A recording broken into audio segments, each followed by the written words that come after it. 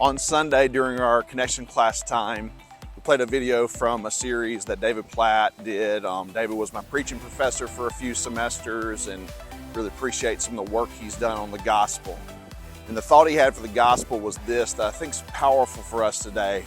He was talking about sharing the gospel in Muslim countries where basically when a person becomes saved, they ask the person to write down the top 5 people that they could share the gospel with that were the least likely to put them to death if they did so. You know, as I heard that out loud on Sunday, I really thought about our lives and I thought about how good we have it in the sense that, yeah, sometimes our culture is against us, not necessarily going toward the Christian way, but at the same time, it's nowhere near like that. So yes, there's a little bit of trepidation, maybe a little fear of social outcasting, things like that. But as you think about your gospel lists, you don't have to write down the top 5 that wouldn't murder you. You've just got to think intentionally about who are some people that really need to know the good news of Jesus Christ. Who are people around you that you have impact into their lives, but yet they don't yet know the glory and the goodness of Christ. And then you just have to think of ways to impact them. Share that story. And we talked about a lot of those methods on Sunday. David called those gospel threads, the way in which we can weave in the gospel story in everything we do.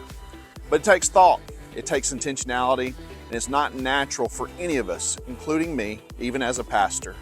And so this week, really what I want to challenge you is how are you thinking about the gospel threads in your life? Where are you weaving those threads as you do life with your spouse, do life with your children, and then also in all the other aspects of your life?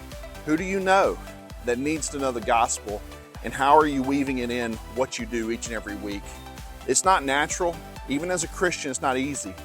But the more we do so, the more we'll find our language change, the way we talk about things change, and we'll find the gospel more a part of that speech that we have than less.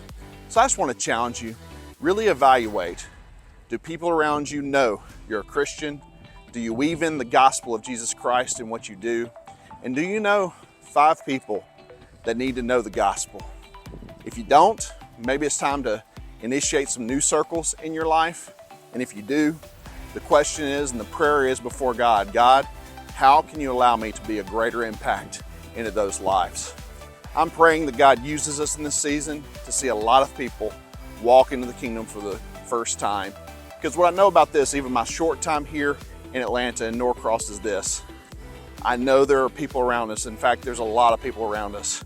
They're just playing games with their faith, or maybe they don't have faith, and they need to know the power of the gospel for real in their lives. So let's get after it. Let's be an impact and see how God uses us. Yes, in the lives of our families, but also in the lives of those around us as we choose to weave gospel threads in everything we do.